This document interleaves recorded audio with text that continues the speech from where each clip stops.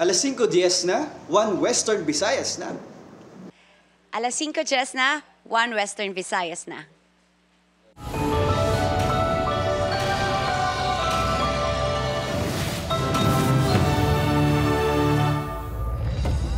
Mga balita nga aton tutukan subong hapon. 15 kabanwahanan sa Iloilo ginatunan sang COMELEC nga madala sa mga ipaidalom sa election areas of concern.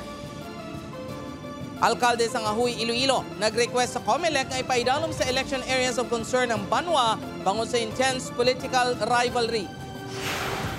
Iloilo City Mayor Jerry Treñas ginaligar nga nagmasakit rason nga wala makareport sa City Hall sang nagligan ng mga inadlaw. Apang alkalde ara kuno sa Metro Manila para sa iya semi-annual check-up.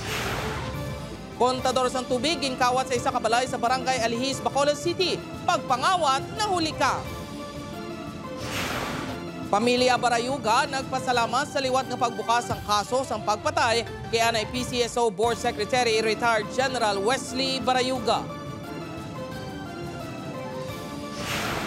Kag mga miyembro sang IP community nagpaindis-indis sa mga sinaunang hampang sa IP Games 2024.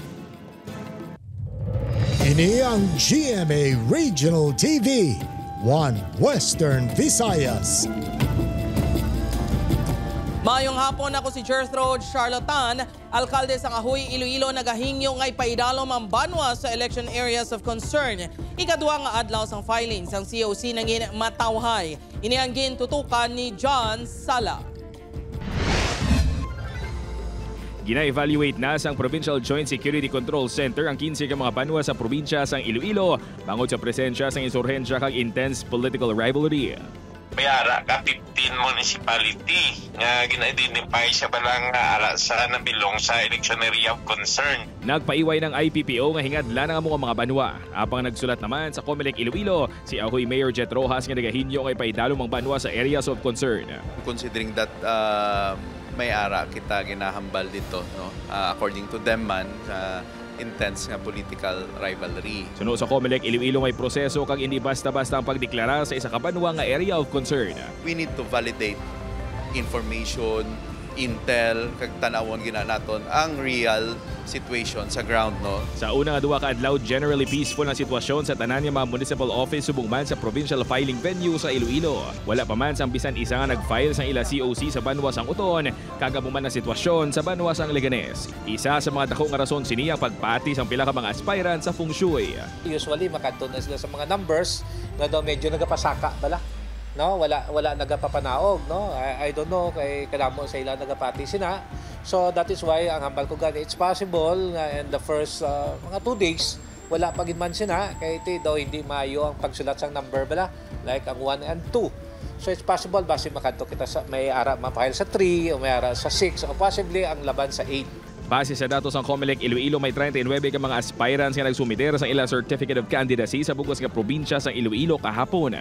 Labing una naman nga nagsumiter sang COC sa pagka-vice gobernador sang probinsya sang Iloilo, ang 35 anyos nga si Mark John Velasco sang Tubigan, Zaraga, Iloilo. Samtang ginkumpirmar sang TSWD6 nga nag-resign na si Regional Director Carmelo Nochete, bagod may plano ini nga magbalik sa politika. Si Nochete ang board member sa 1st District sang Iloilo. Ang bag-o nga nagapanguna sa DSWD Region 6 amo si Officer in Charge Arwin O. Razo, formerly Assistant Regional Director for Operations. Sa Bacolod City, malaka-laka sa gihapon ang mga nag-file sa ikaduwang adlaw sang filing sang COC. Kahapon nagduag pula ang Bacolod City Public Plaza sang supporters ni anay Bacolod City Mayor Evelio Bing Leonardia nga nag-file sang COC sa pagkarepresentante sang syudad. Isa man sa mga nag-file kay ina sang COC ang independent aspirant nga si Romy Gustilo nga magapapili man bilang representante sang syudad. Dala sini ang draft sang iya proposed bill sa diin luyag kuno sini nga ibalik ang death penalty. I will return the death sentence to our country. Sa Social Hall sang Negros Occidental Capitol ang venue sang Provincial COMELEC. 0 o kung wala man sang nag-file nga aspirant as of 12 noon subong adlaw. Upod kay Hans Di Sierto, John Sala. 1 Western Visayas. Iloilo City Mayor Jerry Treñas wala makareport sa Iloilo City Hall humalin sa nagligan nga semana. alkalde nagpaidalom sa general check-up sa Manila suno sa iya tagpamaba. Si Kim Salinas nakatutok live sa Barangay Dungon A, Haro, Iloilo City. Kim?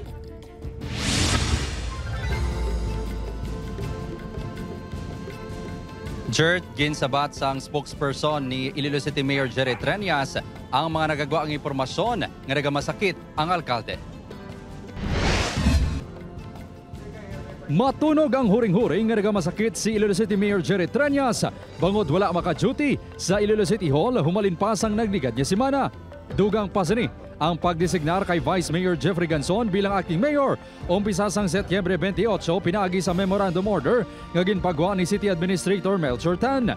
Apang wala naman ginsaad kung anong rason kung nga hindi makapatigayon sang iya obligasyon ang alkalde.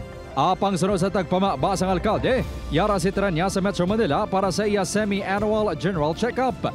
Samtang nagahulat sang resulta sini, nagapreparar man ini sa mga dokumento para sa natala na nga pag-file sang Certificate of Candidacy sa masunod nga semana. Isa man sa mga katuyuan sa pagpadulong sini sa Manila, amo ang pagpakikita kay House Speaker Martin Romualdez. May mga documents na kinalang i-prepare, not only sa kaugalingon niya, but of course sa bilog man nga slate sang Team Uswag. Suno kay Fantilaga, yara sa maayo nga kaimtangan ang kaayong lawas ng alkalde. Okay si Mayor, that's why nga ti amo ni nagpagwa kita sang statement kay to confirm bala kay ti may mga nagalagaw ng istorya, nagpatigayon giman siya sang iyang semi-general check-up. Kay ano ni siya, para naka-schedule, siguro na timingan lang nga ginpatawag sila. Wala man sang dapat kabalakan ng publiko suno kay Vice Mayor Ganson. Iya man ginpahayag nga wala ini nakabaton sa karuman nga specific instruction halin sa alkalde. Basta maglapaw 3 days, tandaan mo nga absent ng mayor. Acting na na yung deprivation of law. Wala naman ang ato niya responsibility do ubra kontom lang isang gusto. Hindi sila mag-worry. Padayon nga magapungko si Ganson bilang acting mayor tubtob nga makabalik sa Treñas.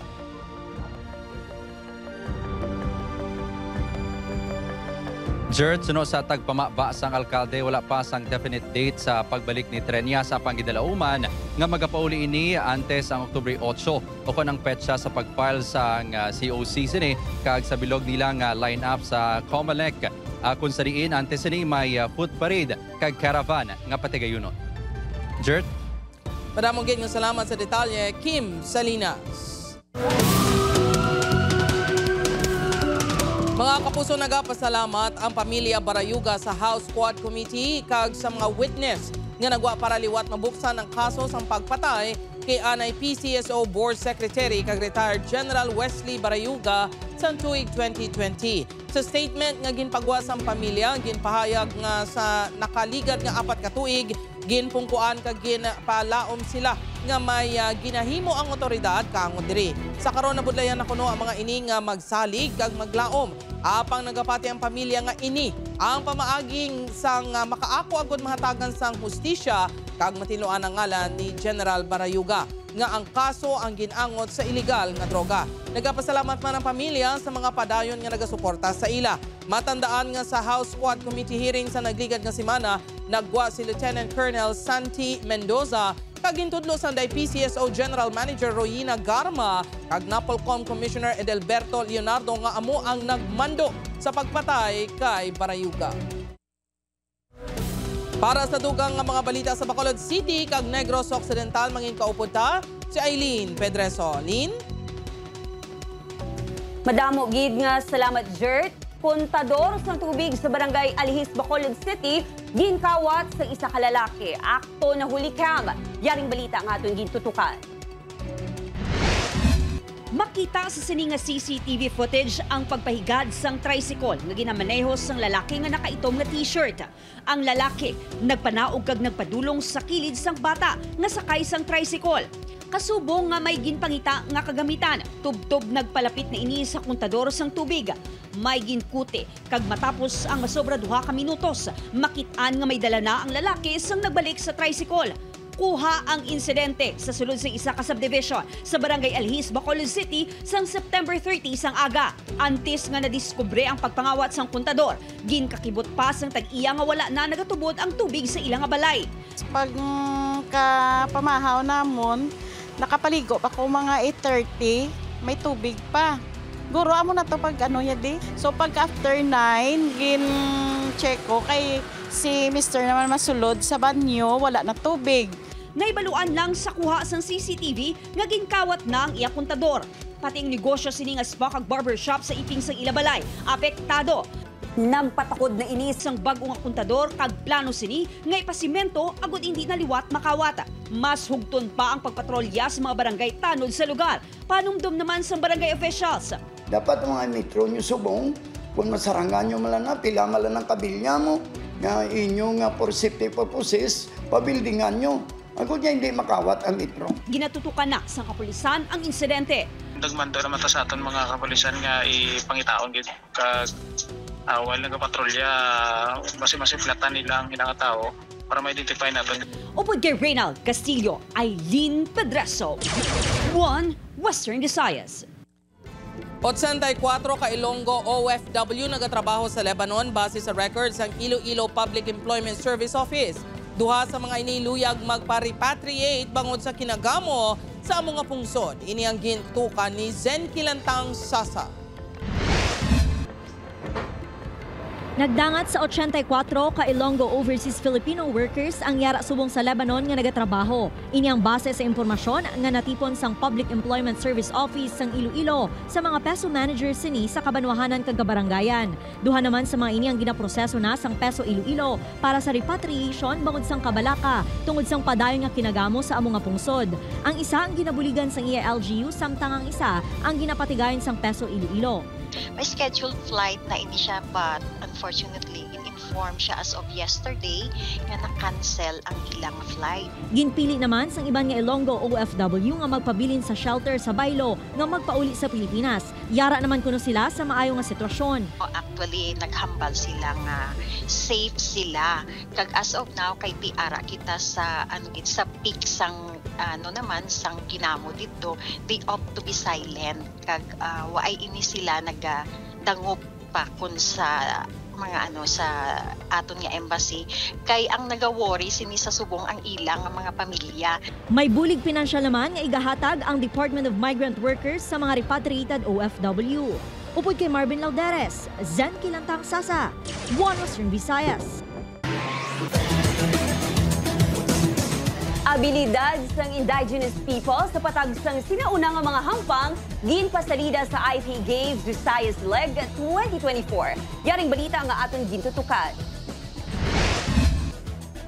Literal nga napa-throwback sa mga ginatawag nga larong Pinoy ang mga nagpasakop kag mga naglantaw sa giniwat ng Indigenous Peoples Games Visayas Leg sa Manuel Torres Sports Complex sa Bago City, Negros Occidental.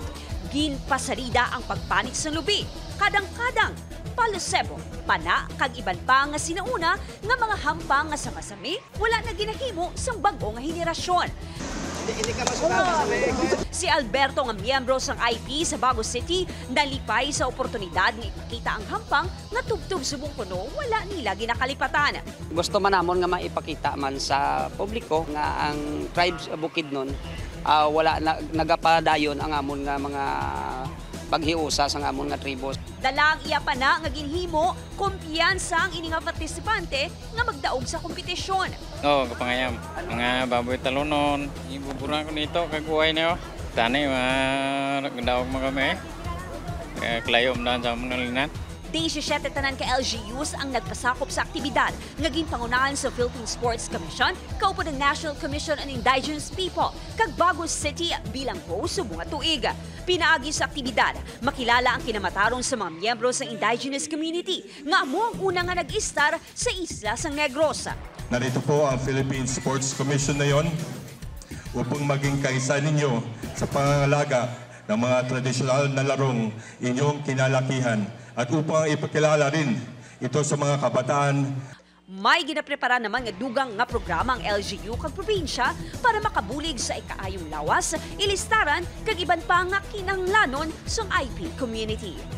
Upod kay Ruel Banggoy, Eileen Pedraso, 1 Western Visayas. Ini ang GMA Regional TV, 1 Western Visayas. Mga kapuso, United Labor Western Visayas nag-file na sa petition sa Regional Tripartite Wages and Productivity Board 6. 630 pesos nga daily minimum wage ginaduso. Ini ang gintutukan ni Zen Kilantang Sasa.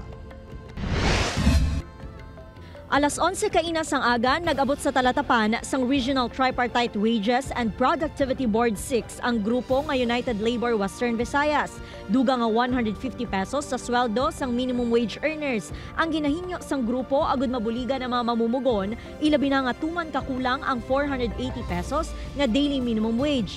Tama man kuno sini kalayo sa living wage nga 1,138 pesos kada adlaw. Kung paboran, magadangat sa 630 pesos ang daily minimum wage sa rehiyon.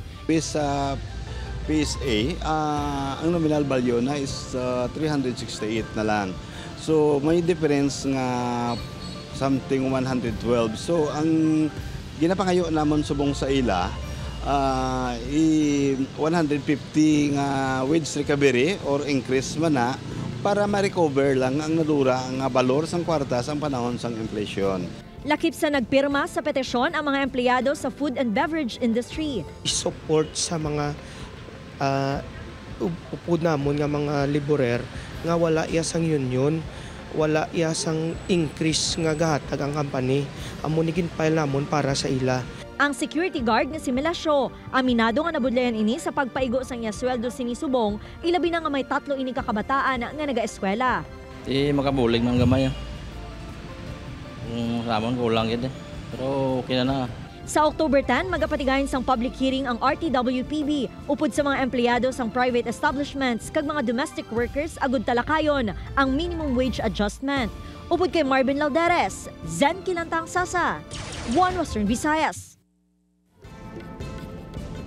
Pila ka kongresista wala nagperma sa IIR sa Negros Island Region bangod sa wala pagkalakip sang ginduso nga extension sa satellite offices ng government agencies sa Negros Occidental. Yaring balita nga atong gitutukan. Nagakabala karon ang maestra nga si Stephanie nga sa tion maimplementar na ang Negros Island Vision sa madason nga tuig. Mabudlayan na ini sa paghikot sang transaksyon sa DepEd Regional Office nga ipahamtang sa guanasang Negros Occidental. Siyempre kabudlay siya kay mabiyahit pagid kami nga may-ari naman di sa Bacolod usik naman sa time nga mag-travel pagid. Nakasaad sa pinal nga kopya sa Implementing Rules and Regulations sa Negros Island Vision Act nga ang ipahamtang sa Negros Occidental amo ang agriculture, land, peace and order kag security-related offices. May aras sa 90 dias ang nasambit ng government offices para mag-establishara sa ilang opisina base sa IIR. Nag-umpisa naman sa pagbalay sa transition plans ang pila ka government agencies. Ang pila ka mga opisyales sa Negros Occidental wala nagperma bangod wala nalakip sa IIR ang ginistoryahan nga provisions ukon pagbutang sa pila ka satellite offices. Ang gin-push ko was that these agencies will be allowed in the future upon study and recommendation to put up extension or satellite offices in the other provinces. So apparently they removed that provision. Sunod sa iya, ang Department of Budget and Management ang nagdesisyon nga kakson ang nasambit nga provision. Wala na sining ipahayag kung ano ang mangin masunod sining nga tikang. Nakabato na sa kopya ang pila ka opisyales kag isa sa mga nakapirma na si Negros Occidental Governor Eugenio C. Lacson. Upod kay Reynald Castillo, Aileen Padraso. One Western Visayas. Mga kapuso, 19 anyos nga ALS student gintiro sang 16 anyos nga grade 11 student sa sulod mismo sang Numancia Integrated School sa Aklan. Si John Sala nakatutok. Nagapabilin sa ICU sa isa ka ospital sa Kalibo, Aklan ng 19 anyos nga ALS student nga si alias Boy. Matapos ang tiro sa tiyan sa 16 anyos nga grade 11 student nga si alias Nonoy sa sulod mismo sang Numancia Integrated School kahapon sa aga. Investigasyon sa Numancia MPS maindi pag-intindihan ang grupo sang sospek ag grupo sang biktima. Sang naglabutan ay nagtapungulay ang mga inituptop nga gintiro sang sospek ang biktima gamit ang sumpa kon improvised 12-gauge shotgun. Pagtumbaganay, amo na to dayon ang hindi nga CICL na according sa ato niya witness, may ginkuha sa iya nga bag na amo na ating gingamit niya pagtiro. Pero ang according naman sa CICL, sir, naagaw niya kuno at gingamit nga niya kuno sa bihang mga grupo. Nagapatigayon sa Teachers Day celebration ng Bulutuan sang natabo ang insidente. Suno sa principal ulugtasan hindi lang sa Bulutuan kundi sa komunidad ang magtimbang nga grupo. Uli ba ang mga records na sa police station na mga yung problema mga identify man lang sanda. Bangod may aktibidad aminado si Kabangon nga nangin halog ang seguridad butang nga wala gilayon makita ng armas ang bata. Gin-turnover na sa MSWDO ang mga imbulbadong estudyante kag igapaidalom sa counseling. Magasapol pa ang mga ginikanan kag guardians ang magtimbang nga grupo agot istoryahan ang natabo. Bangod sa insidente mas mangin striktong pagsikyar sa mga estudyante. May panawagan naman ang school principal sa mga ginikanan. Ang suporta mga magulang, ano yung dapat kinanglan gid nga tawon atot oras atong tanawon sa natong dukon ano lang ginaobra sa buwat eskwelahan o saan ang panimalay. Gintinguan sa news team mamakuan sa bahin ng Schools Division of Aklan apang nagpaiway anay nga magatag sang pahayag. Nagapabili naman nga wala sang klase sa Bulutuan tubtob subong adlaw. Upod kay Hans Desierto, John Sala. Buana, Western Visayas. Patay ang 45 anyos nga lalaki sa nabungguan sang bus samtang nagatabok sa dalan sa Barangay Poblacion A, Dueñas, Iloilo. Sunod sa Dueñas MPS, halin sa syudad sang Rojas ang bus, kagpadulong sa syudad sang Iloilo sang natabo ang aksidente. Patal nga pila sa ulo ang kamatay sang biktima. Ginatudlo nga nakainom sang makahulubog nga ilimno ng biktima sang natabo ang aksidente. Dugang sang kapulisan, ginpahayag sang driver sang bus nga malayo pa lang ini sang nagbusina apang nalabot gid ang biktima. Nag-surrender gilayon sa kapulisan ng driver. Gindala pa sa ospital ang biktima apang gindeklarar nga dead on arrival. Mga kapuso, kilitanay kita sininga Sabado, October 5 sa Calbo, Aklan sa pagbukas ng selebrasyon sa Mother of All Filipino Festivals, ang Senior Santo Niño at Atihan Festival 2025. May dala nga patilaw nga performances sa mga pasakop sa kompetisyon nga halad sa mga bisita. Siyempre, alas 1 na gabi, diretso na kita sa Calibo Pastrana Park kag mag-bonding kay Kapuso actor Tom Rodriguez. See you, mga kapuso!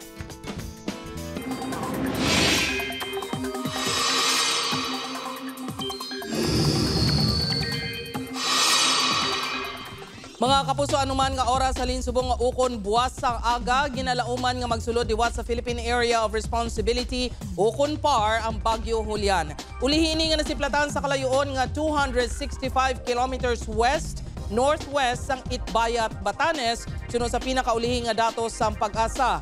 Mahinay ini nga nagahulag pa northwestward kag ginalauman nga maglandfall sa Taiwan. Magapaulan sa pila ka bahin sang pungsod ang trough sang bagyo. Subong man ang easterlies kag localized thunderstorms. Sa datos ng Metro Weather, mataas ang tsansa sang ulan sa Panay Island kag Negros Occidental subong nga adlaw. Malapad ang pag-ulan ilabi na sa hapon apang magahinay paglapot sa gabi. Gani hindi magkalipad nga magdala sang payong mga kapuso.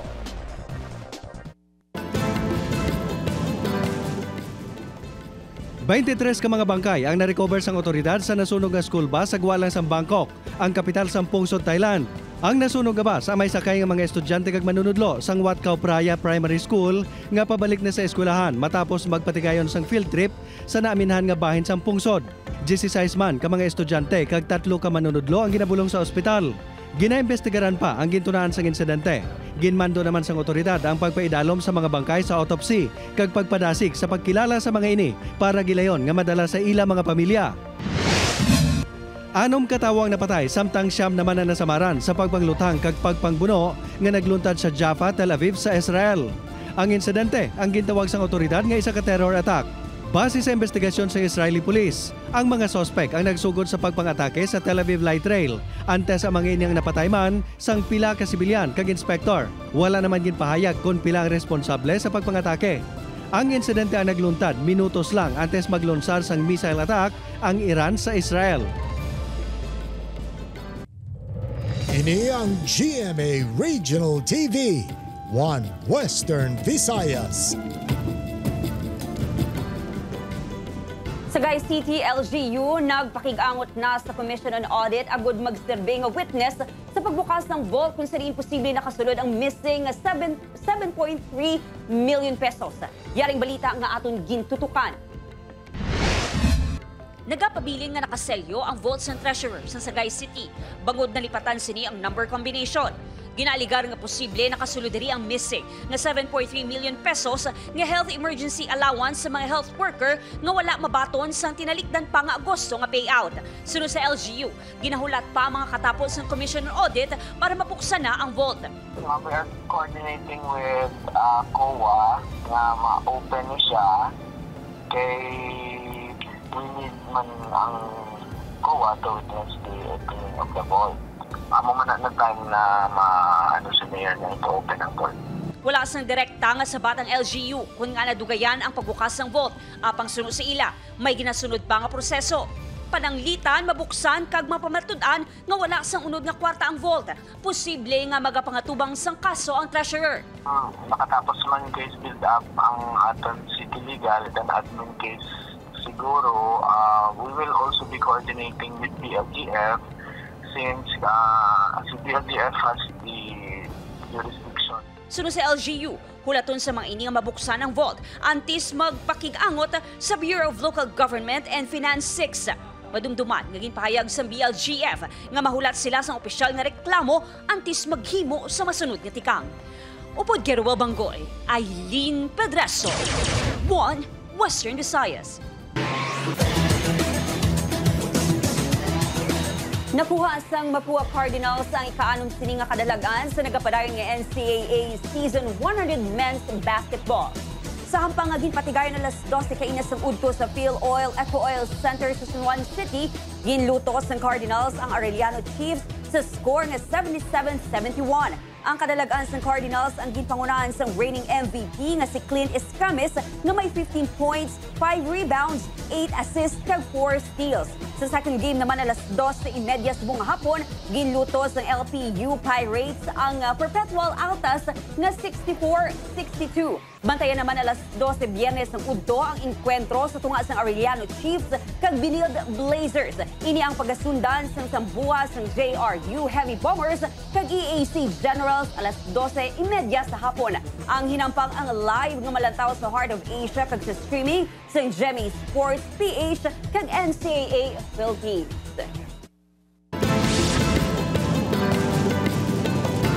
Mga kapuso, ginapadali na sang Iloilo Provincial Veterinarian ang pagpaopera sa duha ka idik nga nabunag nga wala sambuho ang buli o konlibon sa Barangay Malusgot, Pototan, Iloilo. Ginahulan sang provincial vet nga mag-coordinate ang tag-iya sang idik sa opisina agud ma-schedule ang pag-opera. Suno kay Dr. Tabuada, kinahanglan nga operahan gilayon ang mga idik agud masalbar ang ila kabuhi bangod posible mapatay ang mga ini kung magdugay pa.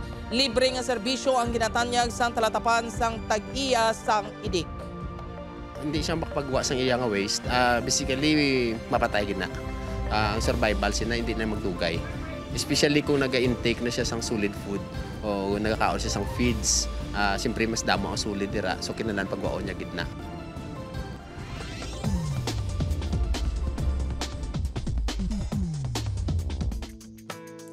Mga kapuso, isa ka gardener sa Russia ang nakapatubo sang kapin 800 kilos nga bunga sang kalabasa.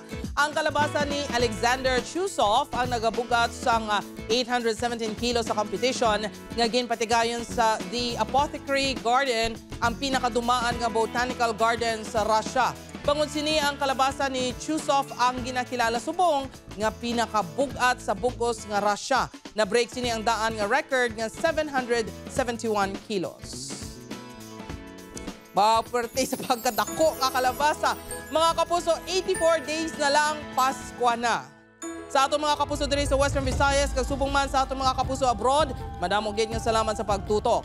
Mag-isa kita kag hibaloon ang mga balita tungod local news matters. Ako si Gertrude Charlotan, ini ang One Western Visayas, bugos nga puwersa para sa mas dako nga misyon kag mas masangkad nga pagserbisyo sa pungsod.